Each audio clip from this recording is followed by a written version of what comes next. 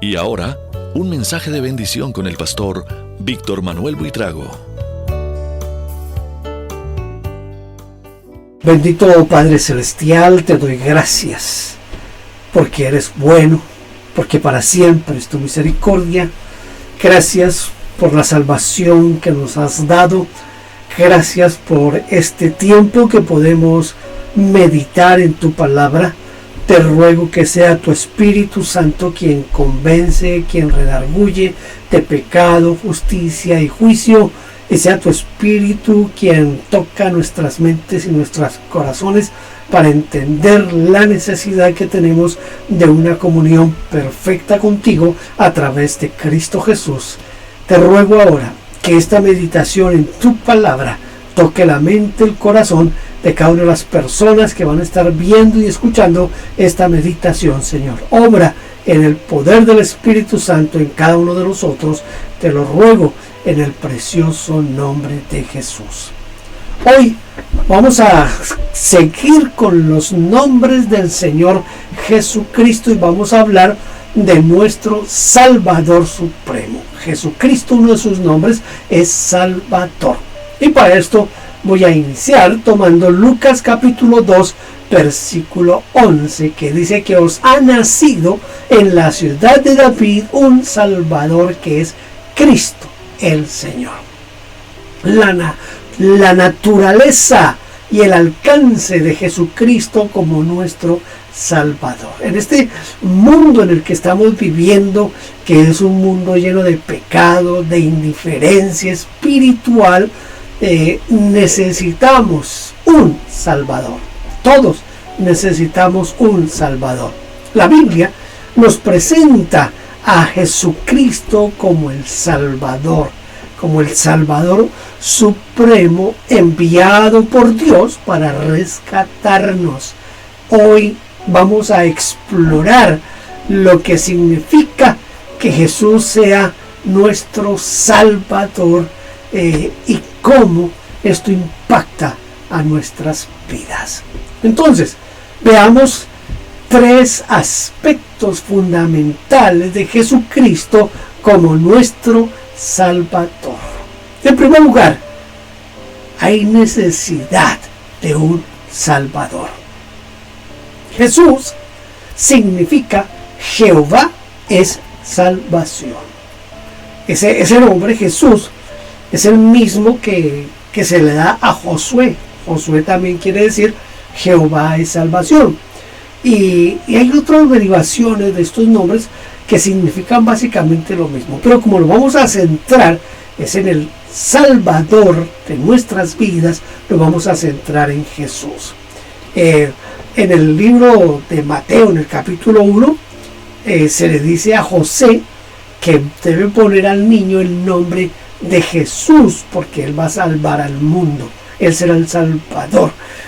También en Lucas 1:31 se habla de que ese va a ser el nombre de Jesús. Jesús, Salvador.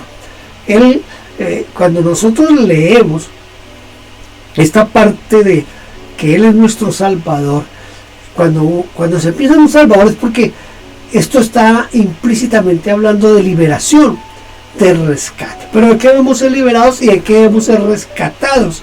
En Lucas capítulo 2, en el versículo 11, dice que os ha nacido hoy en la ciudad de David un Salvador que es Cristo el Señor.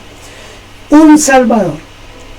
Los pastores que están allá en el campo cuidando sus animales, ovejas, vacas, no sé qué estarían cuidando, se les aparece el ángel y les anuncia: hoy nació en la ciudad de David, en Belén, nació el Salvador, Cristo el Señor.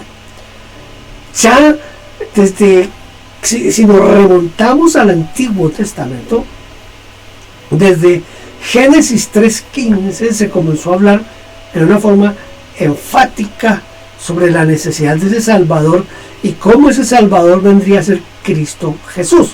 Cuando Adán y Eva pecaron, el Señor, cuando estaba maldiciendo a la serpiente, y él dice que la serpiente va a herir a la simiente de la mujer en el calcañar, pero que la simiente de la mujer aplastaría a la serpiente por la cabeza.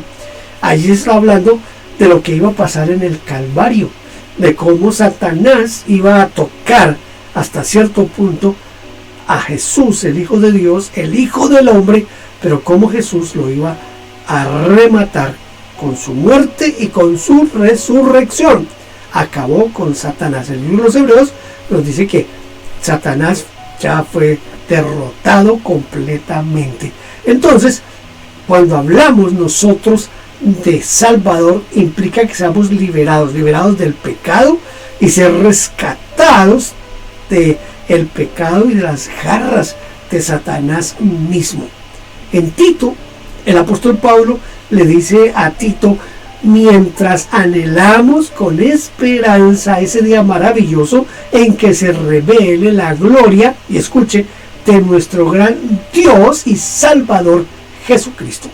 Entonces ya aquí Pablo entra con un detalle un poquito más, como más claro y más enfático, que Jesucristo no es un hombre cualquiera.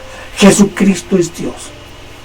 Y era necesario, muy necesario, que muriera Dios mismo. Cristo es Dios, porque no había ningún hombre en la tierra, por justo, por bueno que fuera, no había uno solo que pudiera morir para redimir nuestro pecado. Solamente Dios, haciéndose hombre, podría lograr eso. Se necesitaba, la Biblia dice, sin derramamiento de sangre no hay remisión de pecados. Se necesitaba que se derramara sangre, pero no se podía derramar cualquier sangre. Tenía que ser una sangre no contaminada con el pecado, y esa sangre era la sangre de Jesús, quien nació de María Virgen, engendrado por el poder del Espíritu Santo. Esto es lo que muestra ese plan completo de Dios para podernos rescatar a nosotros y sacarnos del pecado y de las garras del diablo. Hay algo que no podemos negar porque es algo evidente, algo que no necesita mucha investigación porque está ahí ante nuestros ojos, y es la existencia del pecado. El pecado es algo real, algo que estamos viviendo todos los días en nuestra propia vida, en la vida de nuestra familia, en la vida de la comunidad en la cual vivimos. Nosotros a diario vemos cómo se peca y se peca, porque el pecado es una realidad que no se puede ocultar. Romanos 3:23 dice: por cuanto todos pecaron, todos nosotros nacemos con esa inclinación al pecado, con esa naturaleza nuestra caída que tiene la tendencia de ir siempre hacia el pecado. Quizás David, el rey David, con tantos años de anticipación a la venida de Cristo Jesús, dijo: en pecado me concibió mi madre. Esto es algo tremendo lo que está diciendo aquí David. Es esa tendencia nuestra al pecado. Todos, absolutamente todos los hombres tenemos esa tendencia al pecado. Todos hemos pecado de una manera o de otra. Pecamos por acción, pecamos por omisión. Hay pecado en nosotros y necesitamos ser liberados de ese pecado. Necesitamos salir de ese pecado, y la única forma y la única manera es a través de ese Salvador, quien es Cristo Jesús.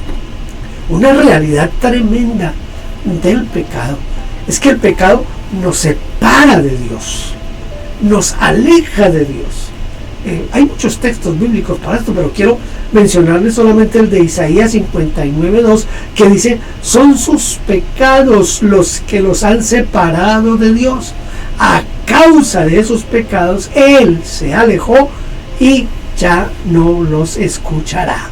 Entonces, eso es una realidad. El pecado está, el pecado existe, el pecado está en nosotros, y el pecado nos separa, nos aleja de Dios. Lo tremendo, lo complicado de todo esto es que el hombre tiene una incapacidad para salvarse a sí mismo. Nosotros no podemos salvarnos a nosotros mismos. Se han hecho intentos, se han hecho esfuerzos, se han creado teologías para que el hombre encuentre la salvación por sus propios medios, por ejemplo, por medio de las obras, que haga bien, que entre más ayude al prójimo, que entre menos mal le haga al prójimo, que ese es el camino de la salvación y que así se va a redimir el hombre y se va a salvar el hombre. Pero el apóstol Pablo en Efesios capítulo 2 versículos 8 y 9 nos dice que no es por obras para que nadie se gloríe, que la salvación es un don de Dios, es por gracia, un regalo de Dios. Es que Dios nos quiere regalar la salvación, y porque es por gracia, no es por obras, no es por lo que yo hago o dejo de hacer, es por lo que Cristo hizo allá en el Calvario por mí. Es por eso que yo soy salvo. Necesitamos entonces de ese Salvador en nuestras vidas.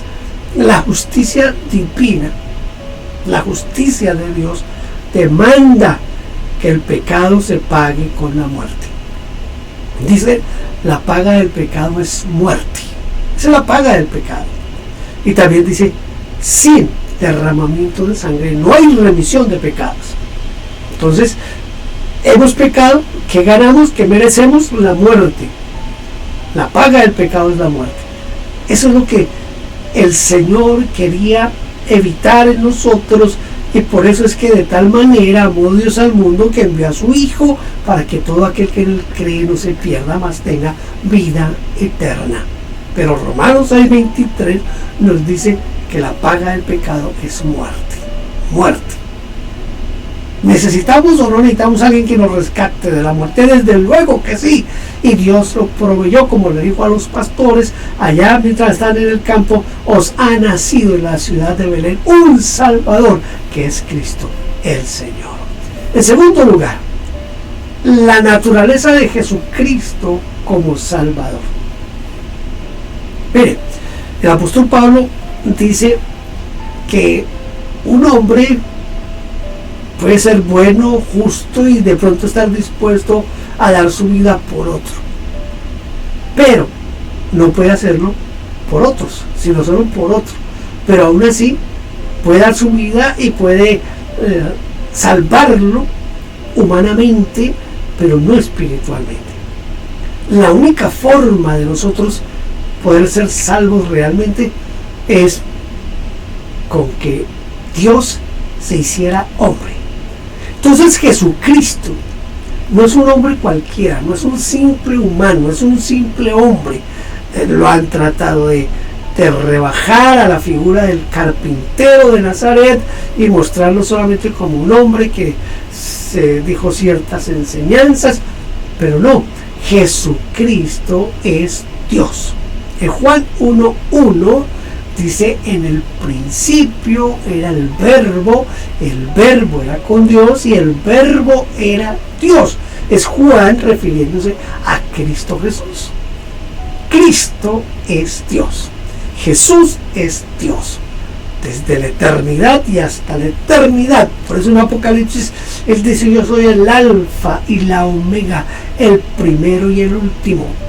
Él existe desde la eternidad y hasta la eternidad, porque Jesucristo es Dios.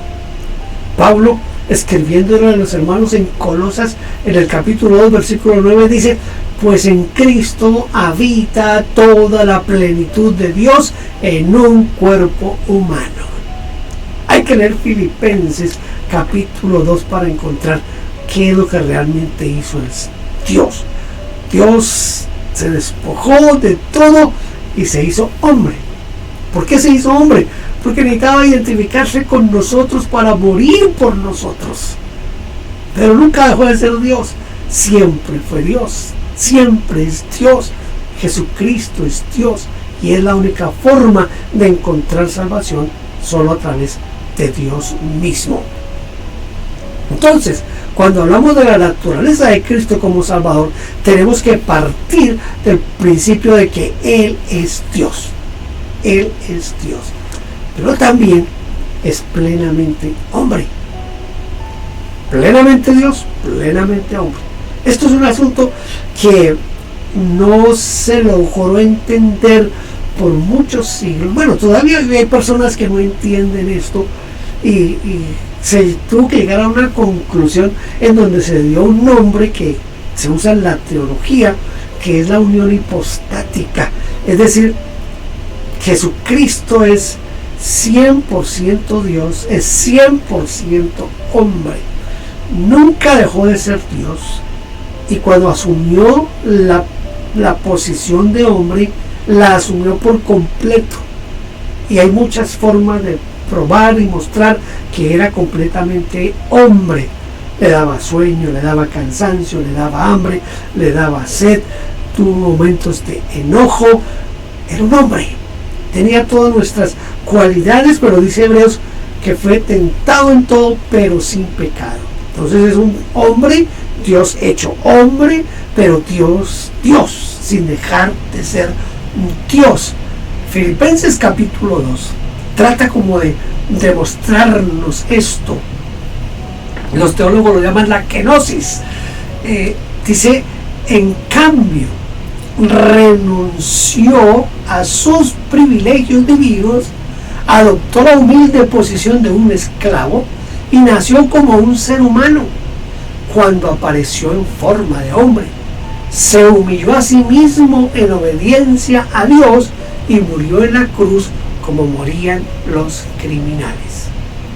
Es Dios descendiendo a hacerse hombre, estando en la condición de hombre bajó más, se hizo siervo, estando en la condición de siervo bajó más y se hizo esclavo, criminal, porque asumió todo nuestro pecado y murió por nuestros pecados. Cuando estaba en la cruz del Calvario, estaba cargando con todo nuestro pecado.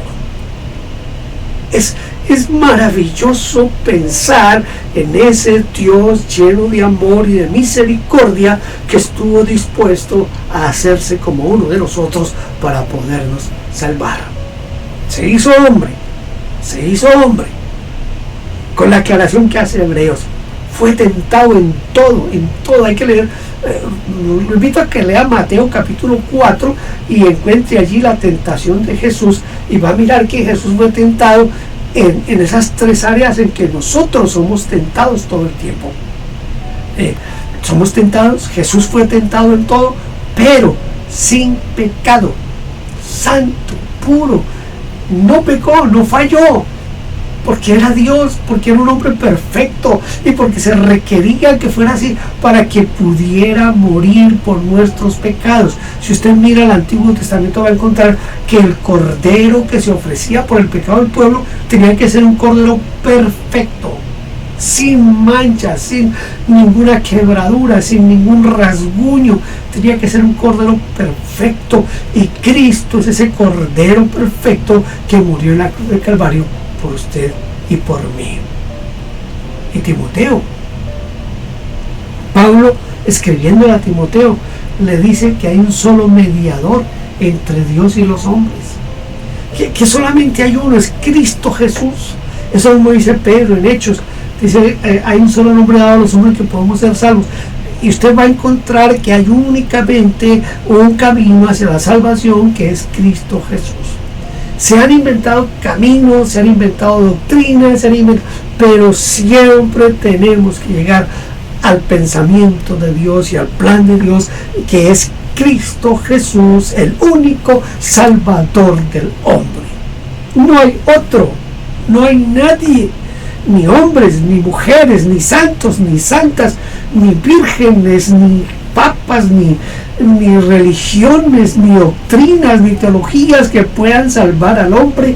El único que puede salvar al hombre se llama Cristo Jesús, Dios que se hizo hombre y murió en la cruz del Calvario por usted y por mí.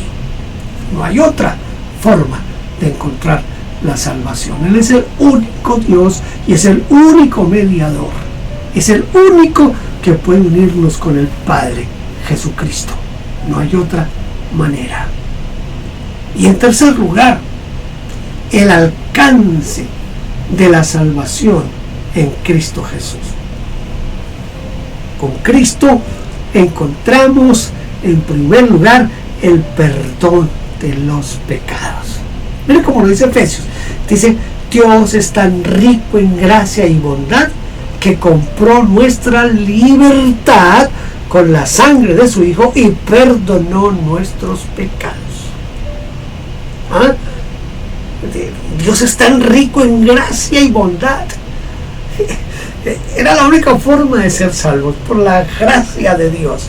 Y Él puso toda su gracia, toda su bondad, toda su misericordia, y la puso en Cristo para que nosotros obtuviéramos el perdón de nuestros pecados.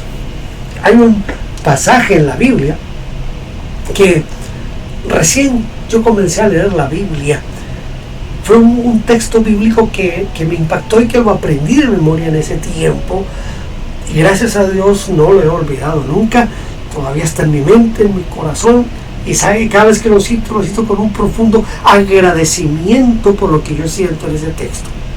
Desde mi perspectiva, si a mí me pusieran a escoger los 10 textos más importantes de la Biblia, yo pondría a Romanos 5:8, lo pondría en los primeros versículos más importantes de toda la Biblia. ¿Qué dice Romanos 5:8?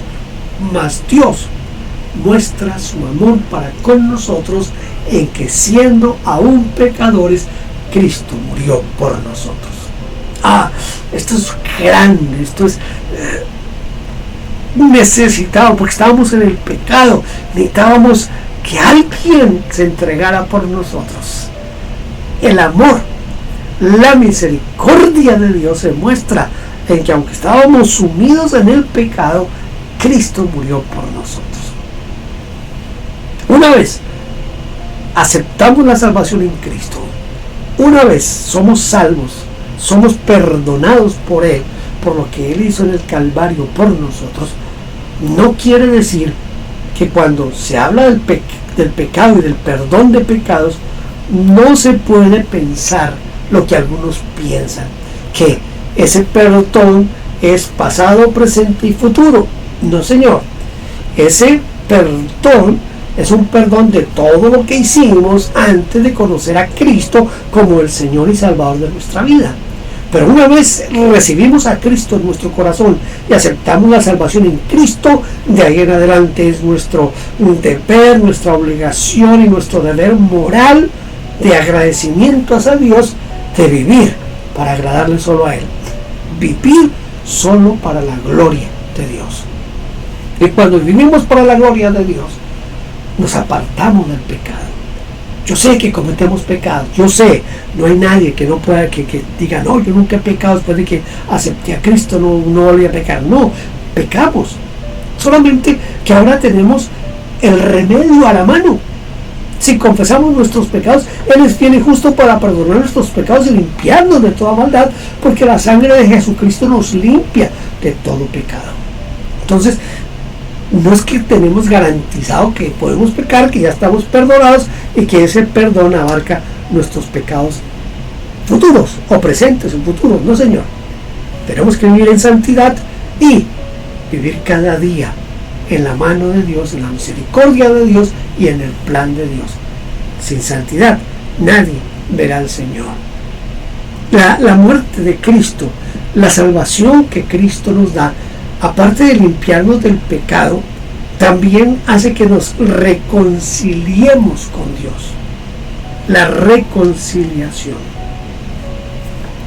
Yo estudié contabilidad hace muchos años, demasiados años.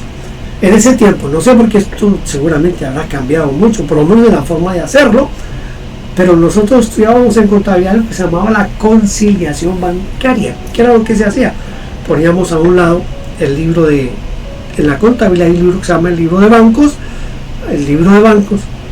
la chequera y el extracto del banco. Entonces tomábamos el extracto del banco, la chequera y el libro de bancos de la contabilidad, y lo que hacíamos era conciliar qué cheques se cobraron, qué cheques están sin cobrar, qué cheques hay que pagar, cuánto entró, cuánto consignamos, todos hasta que se conciliaba. Es eso lo que Dios hace. Él toma a Cristo Jesús, toma a Víctor Buitrago, toma mis pecados, hacen ahí un cotejo de cuentas y la sangre de Cristo que limpia mis pecados hace que yo vuelva a ser reconciliado con Dios. Hay conciliación, hay acuerdo, hay comunión entre Dios y yo, porque he sido perdonado por la sangre de Cristo, por el sacrificio de Cristo y sellado con la resurrección del Señor. Y después, cuando acepté a Cristo en una acción de legalidad, Dios me selló con el Espíritu Santo. En Efesios 1, creo que es el 13 y 14, dice que fuimos sellados con el Espíritu Santo, que son las arras de nuestra herencia. Entonces, hemos sido salvados del pecado, hemos sido liberados del pecado por lo que Cristo hizo por nosotros en la cruz del Calvario. Pero la reconciliación, en la segunda de los Corintios, en el capítulo 5, creo que hay que leer desde el versículo 17 hasta el 20 o 21 para entender todo. Yo lo voy a tratar de resumir aquí. Lo que está diciendo allí es que antes estábamos en pecado, pero que Cristo nos reconcilió con Dios Padre, y que ahora nosotros, como reconciliados con Dios Padre, tenemos una obligación, y es reconciliar al mundo con Dios. O sea, yo no puedo quedarme con la salvación y ya ahí terminó todo. No, Señor, tengo la responsabilidad de traer a otros a la salvación en Cristo Jesús. ¿Cómo lo hago? Predicándoles del amor de Dios, predicándoles de lo que Cristo hizo por nosotros en el Calvario, y de esa forma los traemos a la reconciliación con Dios. Somos embajadores en nombre de Cristo, como si Dios rogase por medio de nosotros, o rogamos, hermanos, reconciliados con Dios. Entonces, ese plan, Dios me reconcilia, con Cristo Jesús me reconcilia con el Padre. Ahora yo, que ya soy reconciliado con el Padre, tengo que hacer la labor de reconciliar a otros con Dios a través de Cristo Jesús. Tremendo esto de la reconciliación. Él me volvió a la comunión con el Padre. Él es el único que puede hacer eso por nosotros. Pero yo siempre he dicho que la muerte de Cristo, que es grandiosa, que es única, se hubiera podido quedar en una muerte si Él no hubiera resucitado. Se necesitaba la resurrección, porque era la victoria sobre la muerte. Recuerde, la paga del pecado es muerte. Nuestro pecado nos lleva a la muerte, pero la resurrección de Cristo, que es el triunfo sobre la muerte, garantiza que nosotros ya no vamos a morir otra vez. No moriremos, no habrá la segunda muerte, no tendrá ningún efecto sobre nosotros, por una razón, porque hemos nacido de nuevo. Y hemos nacido de nuevo en el momento que aceptamos la salvación en Cristo Jesús. Nacemos de nuevo por el poder del Espíritu Santo. Entonces ya la segunda muerte no tiene ninguna potestad sobre nosotros, porque Cristo resucitó de entre los muertos, venció a la muerte, la venció, se levantó de la tumba y puso el sello final a la redención del hombre. Le invito a que lea 1 Corintios 15 y dar cuenta allí de la importancia que tiene la resurrección en la salvación nuestra. Es una importancia de primer orden. Si Cristo no resucitó, vana es nuestra fe, dice el apóstol Pablo. Entonces, es importantísima la resurrección dentro del plan de salvación y de redención para nosotros.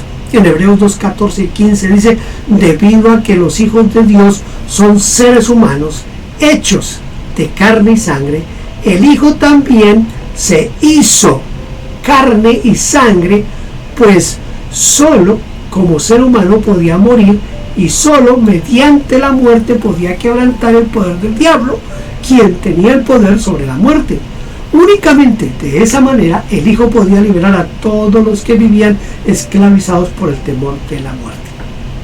¿Quién tenía las llaves de la muerte? Satanás. Cuando Cristo resucitó, le arrebató las llaves de la muerte. Ahora Él puede decir con toda autoridad: yo soy la resurrección y la vida, y el que cree en mí, aunque esté muerto, vivirá.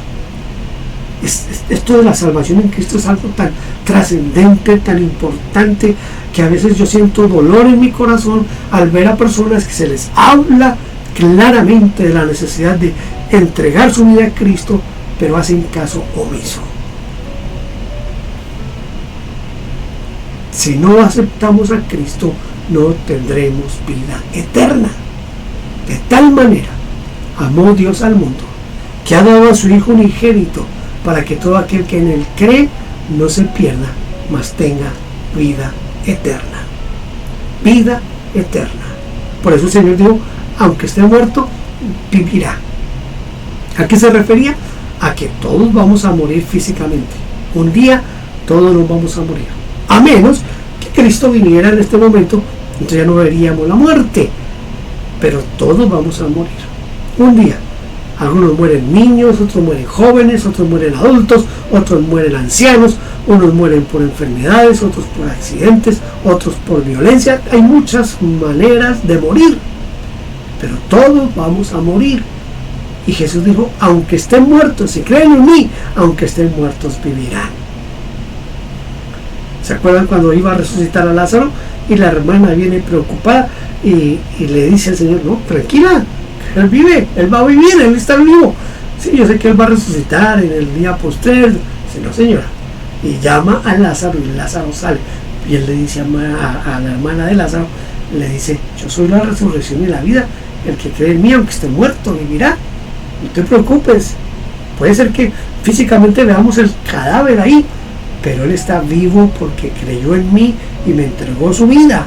Así que la vida eterna está garantizada para quienes nos acercamos a Jesús reconociendo nuestro pecado y sabiendo que solo Él puede quitarnos el pecado. Y a eso es a lo que yo lo invito hoy, a que usted, si no ha entregado su vida a Cristo Jesús, le diga, Señor, yo necesito esa salvación en este día, sálvame por favor. Hay una transformación personal. Con la salvación en Cristo tenemos una transformación personal. Si alguno está en Cristo, nueva criatura es. Las cosas viejas pasaron, todas son hechas nuevas. Cambia nuestra vida, cambia nuestra manera de pensar, cambia nuestro hogar, cambia nuestra familia, cambia nuestra sociedad, cambia todo porque ahora estamos en Cristo Jesús. Maravilloso todo lo que Dios hace por nosotros a través del sacrificio de su Hijo amado. Jesucristo es el Salvador que necesitamos. Él vino para rescatarnos del pecado y de las consecuencias del pecado. ¿Cómo? Ofreciéndonos salvación, una salvación completa y eterna. La pregunta es, ¿has aceptado a Jesús como tu Señor y Salvador personal? Si todavía no lo has hecho, hoy es el día para recibirlo. Pablo dice, hoy es el día de salvación. Ahora, si ya aceptaste a Cristo como tu Señor y Salvador, tienes que vivir cada día agradecido por su salvación y compartir esa buena noticia con otros.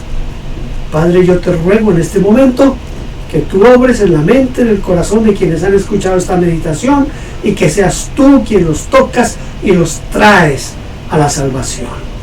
Gracias, Señor, porque tú eres bueno y porque para siempre es tu misericordia. Amén. Gracias por haber estado aquí conmigo. Espero que nos podamos ver en otra meditación de la palabra del Señor. Dios le bendiga. Gracias por vernos. Déjenos su huella suscribiéndose y comentando. No olvide campanita y compartir. Dios le bendiga.